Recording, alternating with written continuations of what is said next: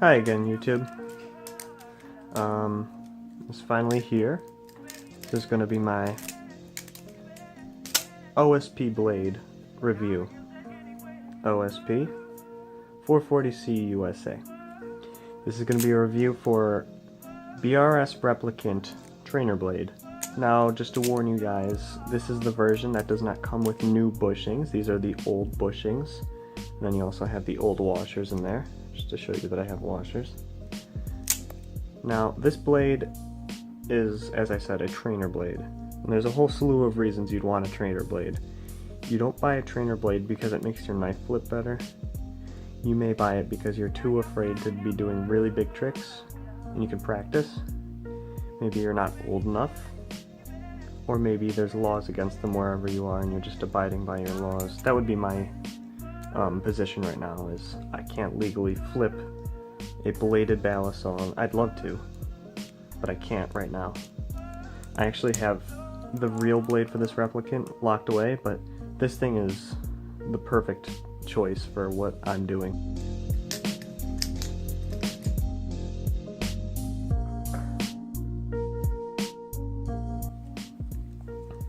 So I'm going to start by getting into the pros of this thing. Pros are, well, the customer service of OSP are amazing. I literally called their facilities in the middle of trying to install it and I had an issue, and I talked to somebody who just told me exactly how to do it. I was like, shit, thanks. Quick and easy. Second pro is it looks nice. A lot of about flipping is you want your butterfly knife to look nice. That's why people always get their G10 all textured, and like the select reps look crazy. Obviously anodize the titanium, but buying something like this, or for example a Flytanium Zenith trainer blade, they both make your knife look a lot cooler and a lot more distinguished from anybody else's. Another pro with the OSP trainer blade is the installation. It's really quick and easy. It's just like if you were to swap blades out with another BRS blade. The bushings fit right in. First try, put some lube in there, and then it'll act just like an original one.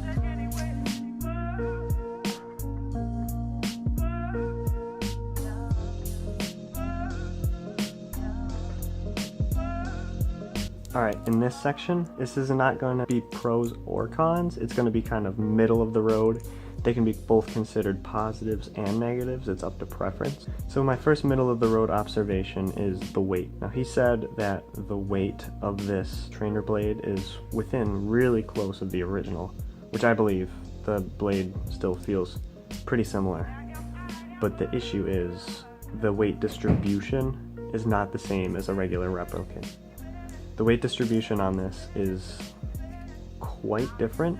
It feels more blade heavy than it did when it has the original blade. Now obviously it's not blade heavy, but there's more weight towards the end of the blade than in a regular replicant, because in a normal replicant blade it tapers off at the end, but here it doesn't taper off at all. So there's more weight carried in the tip, and so things like chaplains are going to feel a little bit different. They're not going to be totally different, but you're still going to feel it, and that can be either a positive or a negative. For me personally, I got used to it. I'm fine with it, totally fine with it. It still does great aerials. I don't have any complaints at all. Another small middle of the road thing that doesn't really affect flipping is these can bite on you pretty hard. I thought I had small bites, but I think they all healed up. Yeah, there's a tiny bit of a scar right there, but you can't really tell. So say you're like right here, it'll bite you, like that little unrounded portion will bite you, and you can get a bit of you can see right there, you can get some blood drawn from it. Also, when you're doing chaplains, like this, constantly over and over again, that little bit nicks you constantly. Like, I can't do chaplains for too long or else I'll get a big ring around my finger. I'm just doing it to prove it to you. So yeah, see it's really red. Normally a butterfly knife won't do that to you because the Zen pin entrances are a little bit more rounded than this.